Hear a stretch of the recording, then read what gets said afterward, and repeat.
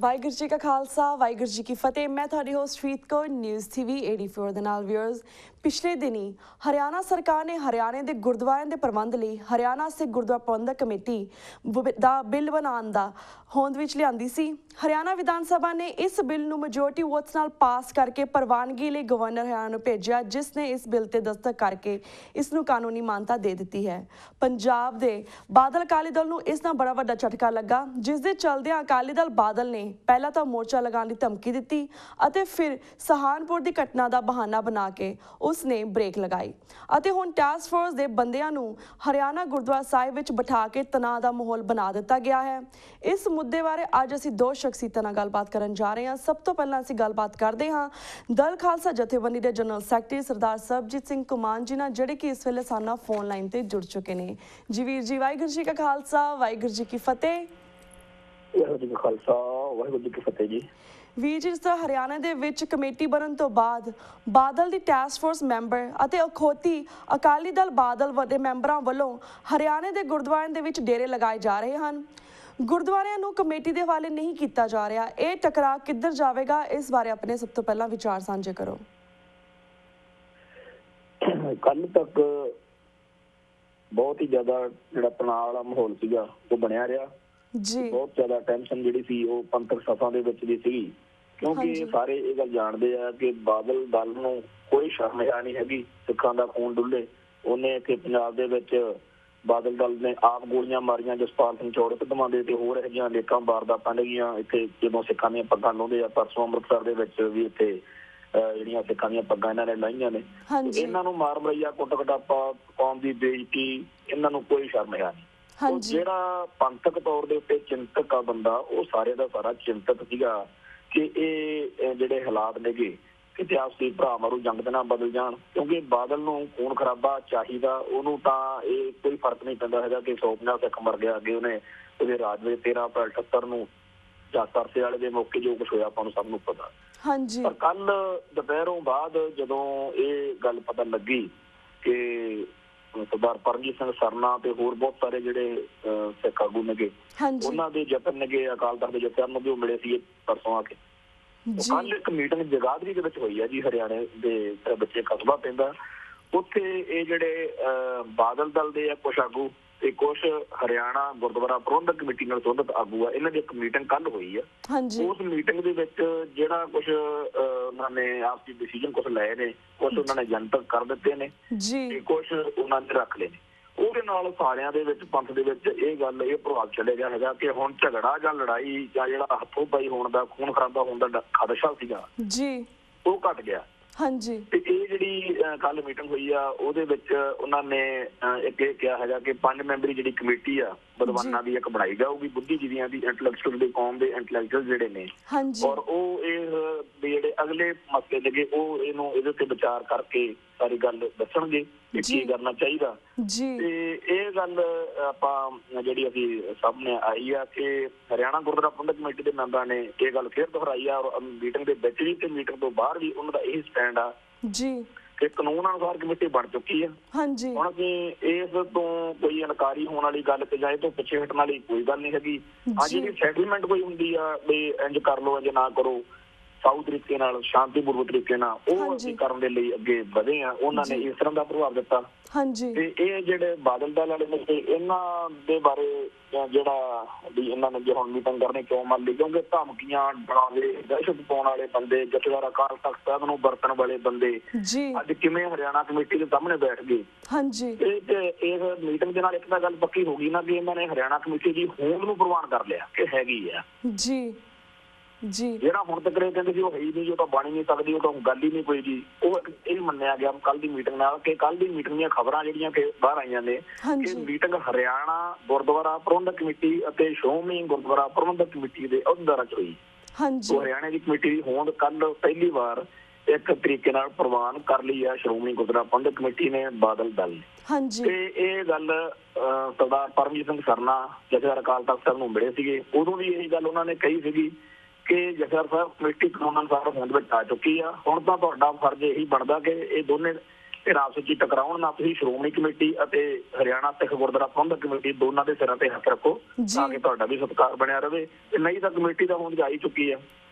ਸੋ ਇਹ ਜਾਪਦਾ ਹੈ ਕਿ ਜਿਹੜਾ ਸਰਨੇ ਤੋਂ ਇਹਨਾਂ ਨੂੰ ਗੱਲ ਦੀ ਸਮਝ ਲੱਗੀ ਆ ਜਾਂ ਗਰਾਊਂਡ ਰਿਐਲਿਟੀ ਪਤਾ ਲੱਗੀਆਂ ਨੇ, ਹੁਣ ਇਹਨਾਂ ਨੇ ਮੰਨ ਲਿਆ ਕਿ ਕਮੇਟੀ ਤਾਂ ਹੁਣ ਵਿੱਚ ਆ ਹੀ ਚੁੱਕੀ ਆ ਤੇ ਹੋਰ ਬਦਨਾਮੀ ਜਿਹੜੀ ਆ ਉਹ ਨਾ ਮਿਲੇ, ਕਿਉਂਕਿ ਹਰਿਆਣਾ 'ਚ ਵੀ ਚੋਣਾਂ ਨੇਗੀਆਂ ਤੇ ਪੰਜਾਬ ਦੇ ਵਿੱਚ ਵੀ 2 ਜ਼ਿਮਨੀ ਚੋਣ ਹੋ ਰਹੀ ਹੈ 2 ਸੀਟਾਂ ਦੇ। ਉਹ ਜੀ ਸਾਰੇ ਪੰਥ ਦੇ ਵਿੱਚ ਇਸ ਗੱਲ ਦੇ ਨਾਲ ਬਾਦਲ ਦਲ ਦੀ ਜਿਹੜੀ ਬਦਨਾਮੀ ਹੋ ਰਹੀ ਆ ਕਿ ਅਕਾਲ ਤਖਤ ਸਾਹਿਬ ਤੱਕ ਨੂੰ ਆਪਦੇ ਹਿੱਤਾਂ ਲਈ ਵਰਤ ਰਹੇ ਆ। ਇਹਨਾਂ ਨੇ ਇਹ ਡਿਸੀਜਨ ਲੈ ਲਿਆ ਲੱਗਦਾ ਇੱਕ ਵਾਰ ਜਿਹੜਾ ਹੈਗਾ ਇਸ ਚੀਜ਼ ਨੂੰ ਸਾਰੀ ਨੂੰ ਮੰਨ ਲਿਆ ਜਾਵੇ। ਇਹ ਕੱਲ ਦੀ ਜਿਹੜੀ ਡਿਵੈਲਪਮੈਂਟ ਹੋਈ ਆ ਉਹਦੇ ਨਾਲ ਜਿਹੜੀ ਟੈਨਸ਼ਨ ਆ, ਜਿਹੜਾ ਤਣਾਅ ਆ, ਉਹ ਇੱਕ ਵਾਰ ਘਟ ਗਿਆ। ਜੀ ਤੇ ਵੀਰ ਜੀ, ਜਿਸ ਤਰ੍ਹਾਂ ਇਹ ਹਰਿਆਣਾ ਗੁਰਦੁਆਰਾ ਪ੍ਰਬੰਧਕ ਕਮੇਟੀ ਹੋਣ ਦੇ ਵਿੱਚ ਆਈ ਹੈ ਪਰ ਇਹ ਕਾਨੂੰਨੀ ਤਰੀਕੇ ਦੇ ਨਾਲ ਆਈ ਹੈ, ਪਰ ਬਾਦਲ ਜਿਹੜਾ ਅਕਾਲੀ ਦਲ ਜਾਂ SGPC ਜਿਹੜੇ ਆ ਉਹ ਕਦੇ ਵੀ ਪਿੱਛੇ ਨਹੀਂ ਹਟਦੇ, ਕਦੇ ਮੋਰਚਾ ਲਗਾਉਣ ਦੀ ਧਮਕੀਆਂ ਈਵਨ ਦੋ ਰਾਈਟ ਨਾਓ ਕਿ ਮੀਟਿੰਗ ਹੋਈ ਹੈ ਕਿਉਂਕਿ ਸਾਰੇ ਜਥੇਬੰਦੀਆਂ ਬਾਹਰਲੇ ਸਿੱਖ ਜਾਂ ਪੰਜਾਬ ਦੇ ਸਿੱਖ ਜਾਂ ਇੰਡੀਆ ਦੇ ਵਿੱਚ ਜਿੰਨੇ ਵੀ ਸਿੱਖ ਨੇ ਅਸੀਂ ਚਾਹੁੰਦੇ ਕਿ ਇਹਨੀ ਸੈਟਲਮੈਂਟ ਹੋ ਜਾਏ, ਇਸ ਵਿੱਚ ਖੂਨ ਖਰਾਬਾ ਨਾ ਹੋਵੇ। ਪਰ ਲਾਈਕ ਜਿਸ ਤਰ੍ਹਾਂ ਬਾਦਲ ਅਕਾਲੀ ਦਲ ਪਿੱਛੇ ਨਹੀਂ ਹਟਦਾ ਪਿਆ, ਤੁਹਾਨੂੰ ਲੱਗਦਾ ਕਿ ਇਹ ਜਿਹੜਾ ਟਕਰਾਅ ਆ ਇਹ ਨਨਕਾਣਾ ਸਾਹਿਬ ਦੇ ਸਾਕੇ ਵਾਂਗ ਦੁਖਦ ਘਟਨਾ ਦਾ ਕਾਰਨ ਤਾਂ ਨਹੀਂ ਬਣੇਗਾ? ਇਸ ਤੋਂ ਕਿਵੇਂ ਬਚਿਆ ਜਾ ਸਕਦਾ ਹੈ ਤੁਹਾਡੇ ਖਿਆਲ ਦੇ ਨਾਲ?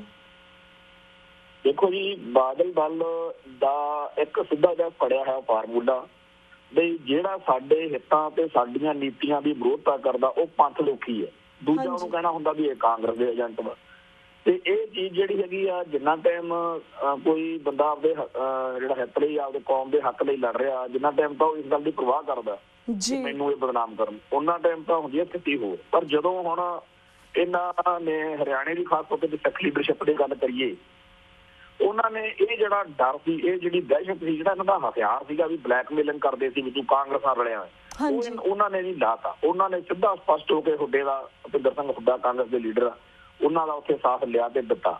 ਤੇ ਹੁਣ ਕੱਲ ਵੀ ਜਿਹੜੀ ਮੀਟਿੰਗ ਹੋਈ ਆ ਉੱਥੇ ਪੰਜਾਬ ਦੀ ਕਾਂਗਰਸ ਦਾ ਤੇ ਹਰਿਆਣੇ ਦੀ ਕਾਂਗਰਸ ਦਾ ਪ੍ਰਧਾਨ ਜਿਹੜੇ ਆ ਅਸ਼ੋਕ ਤੰਵਰ ਹਰਿਆਣੇ ਵੱਲੋਂ ਤੇ ਪੰਜਾਬ ਵੱਲੋਂ ਪ੍ਰਤਾਪ ਸਿੰਘ ਬਾਜਵਾ, ਇਹ ਵੀ ਉੱਥੇ ਮੌਜੂਦ ਸੀ ਮੀਟਿੰਗ। ਹੁਣ ਇਹ ਜਿਹੜਾ ਬਾਦਲ ਦਲ ਦਾ ਇਹ ਫਾਰਮੂਲਾ ਫੜਿਆ ਹੋਇਆ ਸੀਗਾ, ਇਹਦਾ ਤਾਂ ਉਹ ਹੁਣ ਪਰਵਾਹ ਨਹੀਂ ਕਰਦੇ। ਉਹ ਕਹਿੰਦੇ ਜੀ ਠੀਕ ਆ, ਸਾਨੂੰ ਤੁਸੀਂ ਚੰਗੇ ਕਹੋ ਮਾੜੇ ਕਹੋ, ਅਸੀਂ ਹਰਿਆਣੇ ਦੇ ਸਿੱਖਾਂ ਦੇ ਹਿੱਤਾਂ ਲਈ ਵੱਖਰੀ ਕਮੇਟੀ ਬਣਵਾਉਣ ਲਈ ਕਾਂਗਰਸ ਨਾਲ, ਕਾਂਗਰਸੀ ਸਿੱਖਾਂ ਨਾਲ ਸਭ ਕਿਸੇ ਨਾਲ ਸੰਪਰਕ ਕਰਾਂਗੇ, ਅਸੀਂ ਆਪਦੇ ਇਲਾਕੇ ਦੇ ਆਪਦੇ ਗੁਰਧਾਮਾਂ ਦੇ ਪ੍ਰਬੰਧ ਲਈ ਸਭ ਕੁਛ ਕਰਨ ਨੂੰ ਤਿਆਰ ਆ। ਹੁਣ ਇੱਥੇ ਅਗਲੀ ਗੱਲ ਜਿਹੜੀ ਆਪਾਂ ਗੱਲ ਕਰ ਰਹੇ ਹੈਗੇ ਆ ਕਿ ਇਹ ਕਰਦੇ ਇਹਨਾਂ ਨੇ ਇਹ ਕੰਮ ਸਾਡੇ ਫੜਿਆ ਹੋਇਆ ਵੀ ਜਿਹੜਾ ਵੀ ਵਿਰੋਧੀ ਵੱਲੋਂ ਨੂੰ ਦਹਿਸ਼ਤ ਪਾਓ, ਡਰਾਵੋ। ਤੇ ਅਕਾਲ ਤਖਤ ਦੇ ਜਥੇਦਾਰ ਤੱਕ ਦਾ ਇੱਕੋ ਸਟੇਟਮੈਂਟ ਹੈ ਕਿ ਜਿਹੜੇ ਇਹਦਾ ਹਰਿਆਣਾ ਗੁਰਦੁਆਰਾ ਪ੍ਰਬੰਧਕ ਕਮੇਟੀ ਦੀ ਪੱਖ ਪੂਰ ਰਹੇ ਨੇ ਜਾਂ ਉਹਦੇ ਹੱਕ ਵਿੱਚ ਗੱਲ ਕਰ ਰਹੇ ਨੇ, ਉਹ ਪੰਥ ਦੋਖੀ ਨੇ, ਪੰਥ ਦੋਖੀਆਂ ਤੋਂ ਇਹ ਜਿਹੜਾ ਮਤਲਬ ਫਾਰਮੂਲਾ ਇਹਨਾਂ ਦਾ ਸੀਗਾ ਦਹਿਸ਼ਤ ਪਾਉਣ ਦਾ, ਡਰਾਵੇ ਪਾਉਣ ਦਾ, ਉਹ ਪਹਿਲੀ ਵਾਰ ਮੈਨੂੰ ਤਾਂ ਮੇਰੇ ਸਾਹਮਣੇ ਤਾਂ ਲੱਗਿਆ ਹੈਗਾ ਕਿ ਹਰਿਆਣੇ ਦੇ ਲੀਡਰਾਂ ਨੇ ਖਾਸ ਤੌਰ ਤੇ ਝਿੰਡੇ ਨੇ ਜਗਦੀਪ ਸਿੰਘ ਝਿੰਡਾ ਵੀ ਇਹਨਾਂ ਨੇ ਪੂਰਾ ਉਹਨਾਂ ਨੂੰ ਟੈਕਲ ਕੀਤਾ ਔਰ ਡੇਅਰ ਕੀਤਾ। ਉਹਨਾਂ ਨੇ ਬਿਲਕੁਲ ਪਰਵਾਹ ਨਹੀਂ ਕੀਤੀ ਕਿ ਤੁਸੀਂ ਅਕਾਲ ਤਖਤ ਦਾ ਦਹਿਸ਼ਤ ਪਾ ਕੇ, ਟੈਰਰ ਪਾ ਕੇ ਸਾਨੂੰ ਤੁਸੀਂ ਆਪਦੇ ਜਿਹੜੀ ਸਾਡਾ ਪ੍ਰੋਗਰਾਮ ਆ, ਤੁਹਾਡਾ ਏਜੰਡਾ ਉਹ ਤੋਂ ਪਿੱਛੇ ਕਰਾ ਲਓਗੇ ਨਾ। ਉਹਨਾਂ ਨੇ ਸਭ ਤੋਂ ਵਧੀਆ ਗੱਲ ਜਿਹੜੀ ਕਹਿ ਰਹੇ ਹੈਗੇ ਆ ਝਗੜੇ ਵਾਲੇ ਪਾਸੇ ਤੁਰੇ। ਅੱਜ ਵੀ ਉਹਨਾਂ ਦੀ ਸਾਰੇ ਅਖਬਾਰਾਂ ਦੇ ਉੱਤੇ ਕੱਲ ਉਹਨਾਂ ਨੇ ਬੜਾ ਹੋ ਕੇ ਕਿਹਾ ਕਿ ਅਸੀਂ ਕੋਈ ਝਗੜਾ ਨਹੀਂ ਕਰਨਾ, ਅਸੀਂ ਕੋਈ ਲੜਾਈ ਨਹੀਂ ਕਰਨੀ, ਅਸੀਂ ਸ਼ਾਂਤੀ ਰੱਖਣੀ ਆ। ਤੇ ਇਹ ਗੱਲ ਜਿੱਥੇ ਉਹ ਬਾਰ-ਬਾਰ ਇਹ ਗੱਲ ਕਹਿੰਦੇ ਆ ਕਿ ਅਸੀਂ ਝਗੜਾ ਨਹੀਂ ਕਰਨਾ, ਅਸੀਂ ਗੁਰਦੁਆਰਿਆਂ ਦੇ ਅਸੀਂ ਸੇਵਾ ਸੰਭਾਲ ਚਾਹੁੰਦੇ ਜ਼ਰੂਰ ਆ ਪਰ ਲੜ ਕੇ ਜਾਂ ਖੂਨ ਖਰਾਬਾ ਕਰਕੇ ਨਹੀਂ।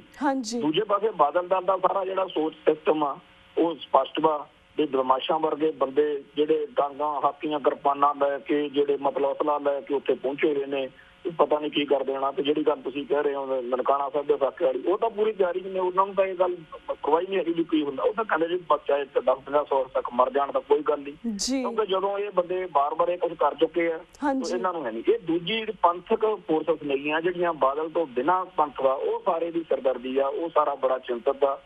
ਉਸ ਕਰਕੇ ਜਦੋਂ ਕੱਲ ਝਿੰਡੇ ਹੋਣਾ ਨੇ ਮੀਟਿੰਗ ਕੀਤੀ, ਭਾਵੇਂ ਕਈਆਂ ਨੂੰ ਲੱਗਿਆ ਕਿ ਇਹ ਕਿਤੇ ਫੇਰ ਮਤਲਬ ਜਿਹੜੇ ਹੈਗੇ ਆ, ਜਦੋਂ ਹਰਿਆਣਾ ਕਮੇਟੀ ਦੇ ਮੈਂਬਰਾਂ ਨੇ ਬਾਦਲ ਦਲ ਦੇ ਮੈਂਬਰਾਂ ਨਾਲ ਮੀਟਿੰਗ ਕੀਤੀ, ਉਹ ਬੜੀ ਚਿੰਤਾ ਜੀ ਹੋ ਗਈ ਕਿ ਕਿਤੇ ਕੋਈ ਹੋਰ ਹੀ ਨਾ ਗੱਲ ਮੰਨ ਲੈਣ। ਪਰ ਉਹਨਾਂ ਨੇ ਵਧੀਆ ਡਿਪਲੋਮੈਟਿਕ ਤਰੀਕੇ ਨਾਲ ਆਪਦੀ ਪੱਖ ਵੀ ਰੱਖਿਆ ਤੇ ਇਸ ਗੱਲ ਤੇ ਫੇਰ ਸਟੈਂਡ ਰੱਖਿਆ ਕਿ ਅਸੀਂ ਲੜਨਾ ਲੁੜਨਾ ਹੈ ਨਹੀਂਗਾ, ਅਸੀਂ ਬਿਲਕੁਲ ਝਗੜਾ ਨਹੀਂ ਕਰਨਾ। ਜਦੋਂ ਪੰਥਕ ਫੋਰਸਸ ਜਾਂ ਬਾਦਲ ਵਿਰੋਧੀ ਸਾਰੇ ਜਿਹੜੇ ਨੇ ਤੇ ਖਾਸ ਤੌਰ ਤੇ ਹਰਿਆਣਾ ਦੇ ਮੈਂਬਰ ਜਿਹੜੇ ਆ ਉਹ ਲੜਾਈ ਨਹੀਂ ਚਾਹੁੰਦੇ ਤਾਂ ਇਹ ਕਾਨੂੰਨੀ ਤੌਰ ਤੇ ਇੱਕ ਲੰਬੀ ਲੜਾਈ ਲੜਨ ਨੂੰ ਤਿਆਰ ਨੇ। ਤਾਂ ਜੀ। ਫਿਰ ਇਹ ਝਗੜਾ ਜਿਹੜਾ ਹੈਗਾ ਟਲ ਜਾਏਗਾ। ਜੀ ਜੀ। ਤੇ ਵੀਰ ਜੀ ਸਾਡੇ ਕੋਲ 2 ਮਿੰਟ ਰਹਿ ਗਏ ਨੇ। ਇਹਦੇ ਨਾਲ ਅਸੀਂ ਇਹ ਵੀ ਜਾਣਨਾ ਚਾਹਾਂਗੇ ਤੁਹਾਡੇ ਕੋਲ, ਜਿਸ ਤਰ੍ਹਾਂ 15 ਅਗਸਤ ਦੇ ਦਿਨ ਨੂੰ ਪੰਥਕ ਸੁਸਾਇਟੀਜ਼ ਕਾਲੇ ਦਿਨ ਵਜੋਂ ਮਨਾਉਣ ਜਾ ਰਹੀਆਂ ਹਨ, ਇਸ ਵਿੱਚ ਕੀ ਪ੍ਰੋਗਰਾਮਸ ਹੋਣਗੇ, ਇਸ ਬਾਰੇ ਵੀ 2 ਮਿੰਟ ਦੇ ਵਿੱਚ ਜਾਣਕਾਰੀ ਸਾਡੇ ਦਰਸ਼ਕਾਂ ਨੂੰ ਦਿਓ।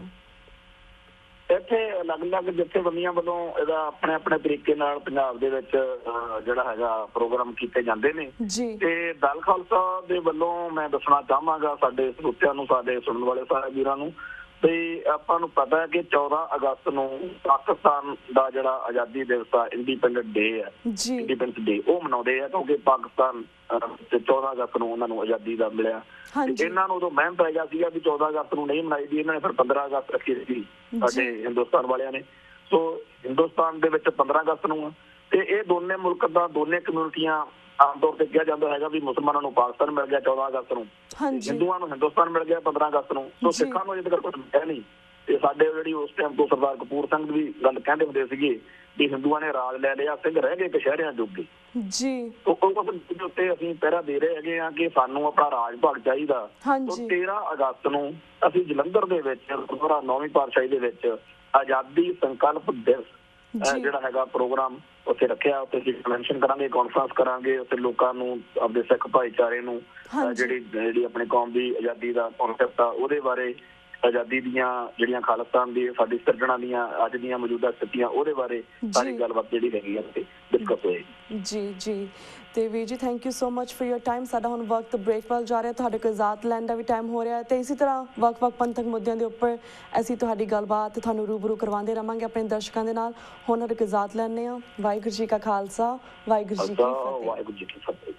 Viewers, वक्त हो गया एक छोटे से ब्रेक तक। Keep watching News TV 84. We'll be right back after a short break.